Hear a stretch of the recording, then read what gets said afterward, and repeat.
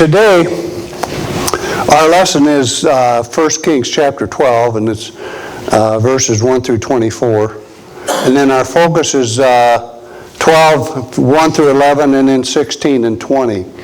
But our title is Bad Counsel Causes Division.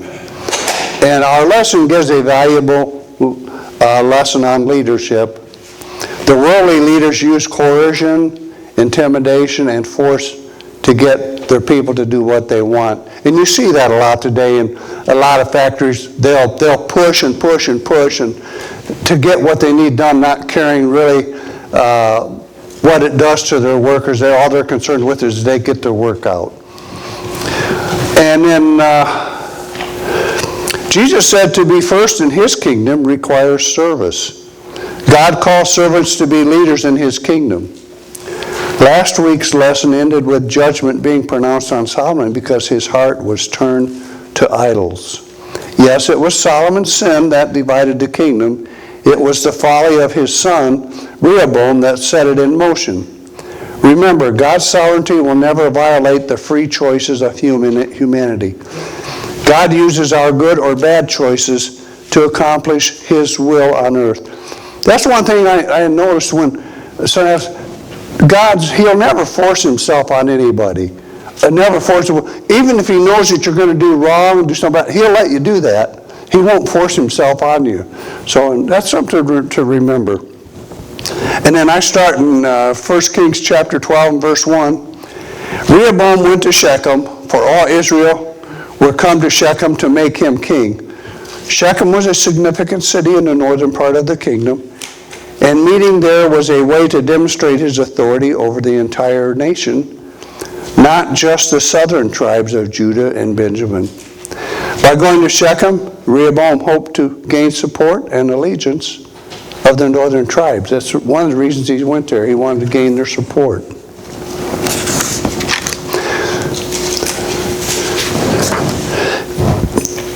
The northern tribes, and solidifying his position as king over the entire kingdom. And then I have 2 Chronicles chapter 10 and verse 1. And this basically states that Rehoboam went to Shechem, for to Shechem were all Israel come to make him king. That's the reason he went there, like we just discussed, that it was a significant city. He was trying to gain support from the people. That's one of the reasons he went there. Verse 2, and it came to pass, when Jeroboam the son of Nebat, who was yet in Egypt, heard of it, for he was fled from the presence of King Solomon and Jerusalem, and Jeroboam dwelt in Egypt. The prophet Ahijah revealed that Israel would be divided, and he would be king over the northern 10 tribes. When he found out, he rebelled against Solomon. Well, he should have waited for God's timing. It would have eventually happened. And then Solomon, fearing Jeroboam's potential power, tried to kill him, promoting Jeroboam to flee to Egypt, where he was protected by Pharaoh Shihiznak. And then I have 1 Kings chapter 11 and verse 26. Then Jeroboam the son of Nebat, an Ephrathite of Zedra, Solomon's servant, whose mother's name was Zeruiah, a widow woman, even he lifted up his hand against the king. And then chapter 12 and verse 3, that they sent and called him, and Jeroboam and all the congregation of Israel came and spake unto Rehoboam, saying, and then I got verse 4 to go along with that. Thy father made our yoke grievous, now therefore make thou the grievous service of thy father and his heavy yoke which he put upon us lighter, and we will serve them. I just want to note here in the last chapter, in my mind, I got Solomon. He was a good guy, you know. God gave him wealth, gave him wealth. Then we find out in this chapter, he taxed his people heavily. He had forced labor. I don't think that would be pleasing to God. When the way he treated his people, I would have never expected he would have treated his people like that. But here we find out he really pushed them hard because he wasn't satisfied with what he wanted more.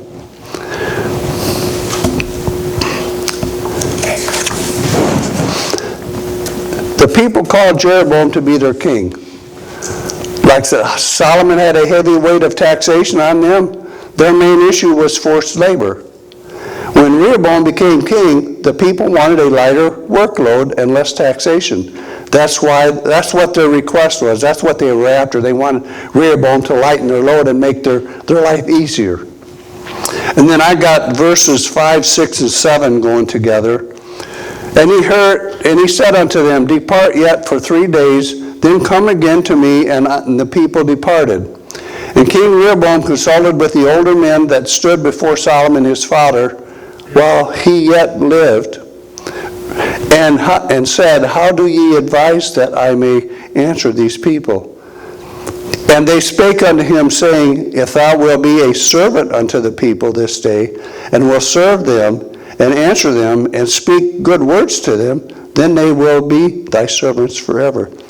Here's a good example of what leadership should be. Service, getting your people to follow you because they want to do more for you. And Rehoboam was wise in that he asked for 3 days to consider the request. He didn't make a snap decision. He had to think about it and get some advice on the matter. And these were older men that had served under King Solomon and seen the decline in him and how he treated the people. In other words, they seen how he was slowly veering away, and that had to do because of his following idols. He was more concerned with his own needs rather than waiting on the Lord to supply his needs. He had to go out and do this on his own, so maybe that's the reason he forced his people to work harder and tax them heavier so he could gain more on his own. And then we get into, but he forsook the counsel of the old men which they had given him, and consulted with the younger men that were grown up with him, and which stood before him. Okay, I'm thinking these younger men, they didn't have any experience in how to work with people and how to treat people. And they're going to find out that you ought to just tax them harder, make them work harder for you. So I have to think they didn't really understand what true leadership was and how to lead people. And in verses 9 and 10, and he said unto them, What counsel give ye that we may answer this people who have spoken to me, saying, Make the yoke which thy father did put upon us lighter. And the young men that were grown up with him spake unto him, saying, Thus shalt thou speak unto this people, and spake unto thee, saying, Thy father made our yoke heavy, but make thou it lighter unto us. Thus shalt thou say unto them, My little finger shall be thicker than my father's loin. In other words, what I'm going to want is going to be harder than what my father did. I'm going to make you work harder. I'm going to tax you heavier. He asked these young men, What should I tell these people? They advised him to make the workload harder, not easier.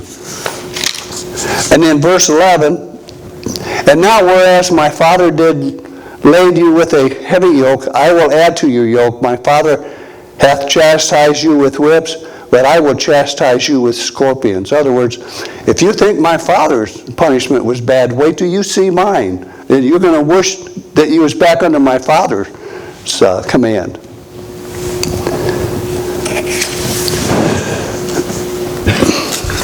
And in verse 12, So Jeroboam and all the people came to Rehoboam the third day, as the king had appointed, saying, Come to me again the third day. Jeroboam and the people came to the kingdom of Rehoboam. Jeroboam is mentioned as being separate from the group. It's unclear if he is the leader of the group. He might have been the spokesman of the group. In other words, you notice here, it says Jeroboam and the people. Actually, he wasn't included in the people. Nobody really knows if he was their king at this time, but he was with the people. Maybe he was their spokesman and spoke up for them. And the king, let's see. Okay, yeah. And the king answered the people roughly and forsook the old men's counsel that they gave him, And then, he gave the people his answer in a cruel and rough tone, treating his laborers as enemies and not dedicated task force. In other words, he was rough with them. What are you doing here? You better get back to work. That sort of thing is the way he's treating them very roughly, very bad. It was not the answer the answer he gave them wasn't the answer they were looking for. And then verse 14, and spake to them after the counsel of the young men, saying, my father made your yoke heavy, and I will add to your yoke. My father also chastised you with whips, but I will chastise you with scorpions. Rehoboam didn't listen to the counsel of the older men to go easy on his people, but instead listened to the counsel of younger men to be harder on his people. And in verse 15, wherefore the king hearkened not unto the people, for the cause was from the Lord, that he might perform his sayings, which the Lord spake by Ahijah the Shilonite unto Jeroboam the son of Nebat. In other words, God orchestrated these events for the purpose of everything turning out the way they did. In other words, God was in charge. He warned the people what was going to happen. They didn't want God as their king. They wanted a king like all the other nations did. And he said, okay, I'm going to give you what you want, but he's going to treat your children rough. He's going to treat you rough. He's going to make you work hard. But they still chose that they wanted him as king, even after they were warned. God didn't take away their ability to choose from the people. God was guiding the situation and removed his restraints from certain situations in order that the results of the prophecy would be met. In other words, the people had a choice, and they chose to go with the other king. They didn't choose to let God be their king. Everyone involved maintains their ability to choose in God's plan, and it was in effect the whole time. It occurred as God allowed it. God allows things to happen as he wants them to happen. He'll allow certain things to happen to us as a teaching tool to teach us something. And we need to look at it that way when we have trials, something come forth. What's God trying to teach me through this? Do I need some more patience in some area, or do I need to look at something differently? And we need to use it as a teaching tool.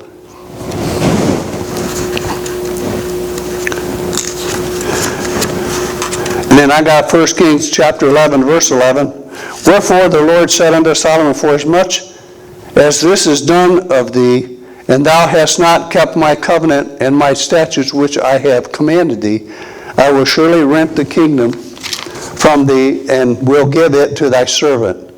So in other words, he warns them, if you don't do this, I'm going to take the kingdom away from him. And that's exactly what he did. Verse 12. So when all Israel saw that the king hearkened not unto them, the people answered the king, saying, what portion have we in David? Neither have we inheritance in the son of Jesse. To your tents, O Israel, how? See to thine own house, David. So Israel departed unto their tents. In other words, the people no longer viewed themselves as being under the rule of the king of Israel. This began as a rebellious act, and it turned into a full-blown revolt. And there happened to be there a man of Belial, whose name was Sheba, the son of Berchai, a Benjamite, and he blew a trumpet and said, we have no part in David, neither have we inheritance in the son of Jesse. Every man to his own tent, O Israel. And then verse 17, but as for the children of Israel which dwelt in the cities of Judah, Rehoboam remained over them. The other Israelites who lived outside the city returned to their tents. The Israelites inside the city of Judah were once living within the walls of those cities. So there was some living outside the city of Judah and some living inside the city. The ones living inside decided to follow Rehoboam. The ones outside the city did not. And then 1 1 Kings chapter 11 and verse 13, howbeit I will not rend away all the kingdom, but will give one tribe to thy son for David my servant's sake, and for Jerusalem's sake, which I have chosen. And verse 36, and unto his son will I give one tribe, that David my servant may have a light always before me in Jerusalem, the city which I have chosen me to put my name there. Verse 18, then King Rehoboam sent Adoram, who was over the tribute, and all of Israel stoned him with stones that he died. Therefore King Rehoboam made speed to get him up to his chariot to flee to Jerusalem. In other words, he went to the people and they were very angry. They stoned him. So Rehoboam, he got scared, so he went into a different country for his own protection.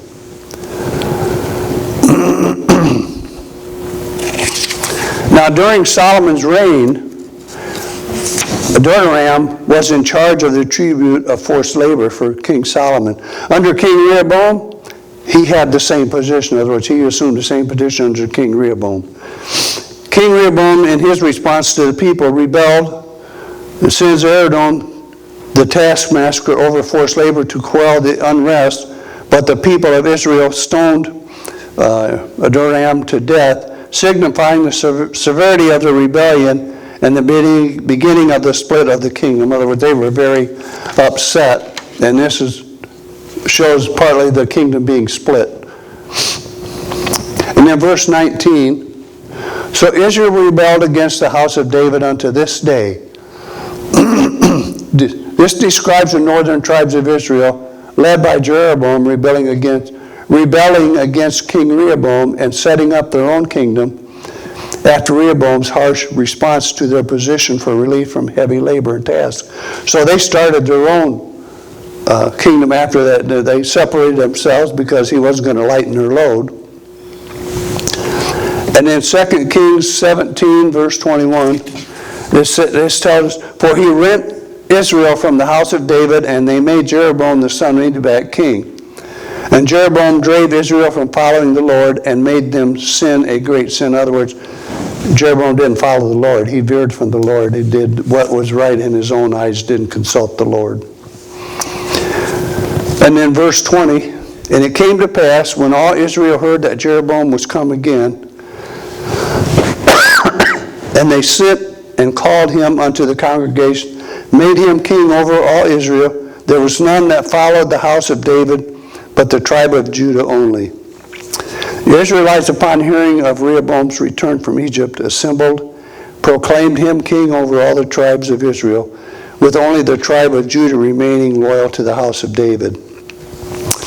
This verse captures the moment when the northern tribes of Israel officially crowned Jeroboam as their king, breaking away from the rule of Rehoboam and the house of David. Jeroboam had previously began being official under the king Solomon, but had rebelled and fled to Egypt. So, and that's, I'd like to read one more thing here before we finish. In this application it says, leaders can be no better than the people they are on the inside. Leadership takes character, and character is a matter of the heart. Rehoboam had a bad heart because he did not seek the Lord. Choices come from the heart, and good and bad choices are made blessed on the condition of the heart. Rehoboam made bad choices because his heart was not right with God. As Jesus told us, greatness comes from the great service. The best leaders are those who learn to serve those they lead. Why does Jesus have so many followers in the world today? Because he was bossy, or because he was sacrificed all for his followers? I have often defined a good leader as one who is willing to go first. We must be willing to serve first before we can ever lead others to service. I just thought that was very important, given what a true leader is. They learn to serve first. And then, once they do that, then they can lead their people. And they care about their people. It's okay. So that's all I have. So does anybody have any comments they'd like to add? Brother Hess? Well, God has more than just one reason for us to get this information. It's not just so we can read history. It's so that we can look at the mistakes that people made in the past, wrong decisions were made in the past. And one of the things that the writer brought out, they should have waited for God. Exactly. Now, he took 3 days. Right.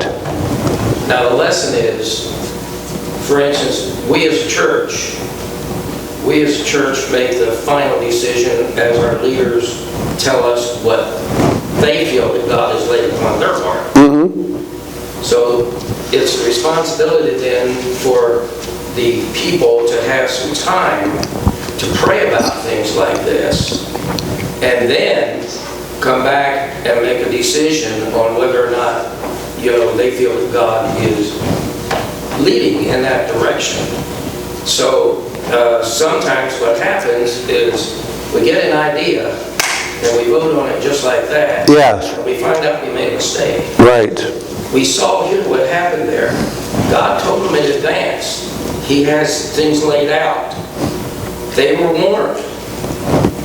They did it anyhow. That's right. So we should have time, realizing that we take our time in looking at things, pray about it first, and then decide, is this the way God wants us to do? Exactly. And that's why he gives us things. It's not just for entertainment on a Sunday morning. No, you're right. He's trying. Study history.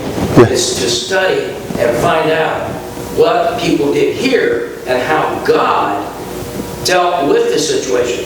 God will allow you to do anything you want to do. Yes, he will. It's your choice. That's right. God has this, God has this. Make your choice which way you want to go. You want to go this way or that way. But in order to find the right route, we have to give it time to pray and say, Lord, is this really what we should do, or is this what we should do? And it can bring problems if we don't do that. That's right, it can, and that's what it showed us here. It brought all kinds of problems. Like you said earlier, he didn't wait for God. He went ahead and didn't wait for God's counsel. He did it on his own. Even though he took 3 days to make his decision, he still made the wrong decision. Well, he covered, he took one group's choice. Yeah. And decided to go that way, even with the information was given ahead of time. 3 days, just didn't work. No, it didn't. How much prayer was done in that 3 days? We walk out of church sometimes, and that's the end of it. What was discussed, what was thought about. Bibles go back in the back of the car. Exactly. Left on the seats, and that's where they are, and that's where the thought process goes. No, we have this book to take it home and study it and learn the mistakes that others have made so we don't make the same mistakes. Exactly. It's a good book. It is a good book. There's a lot of good information there to teach us. It's a teaching tool for us, hopefully that we don't make the same mistakes that a lot of they did in Israel. As a nation, we're learning that today. Yes, we are. We're finding out what bad mistakes we made, or bad choices we made in the past. Not mistakes. We knew the difference between the groups.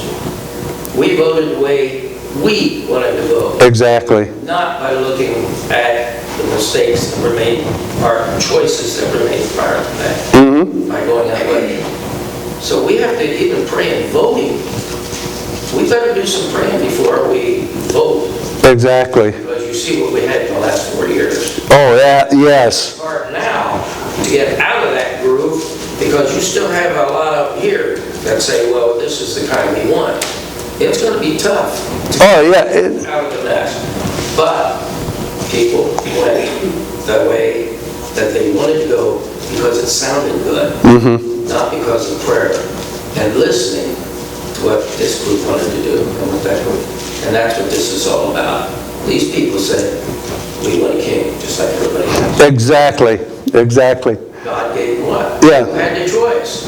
God said, they want to go that way. Okay, here, tell them what they're going to have. That's right. Tell them what they're going to have, but let them get it. And they did. He told them what was going to happen word for word, and they chose to go the other way. So we need to take lessons from that. Yes, we can. Serious reasons why God gives us this information. Exactly, exactly. Anyone else have a comment they'd like to make?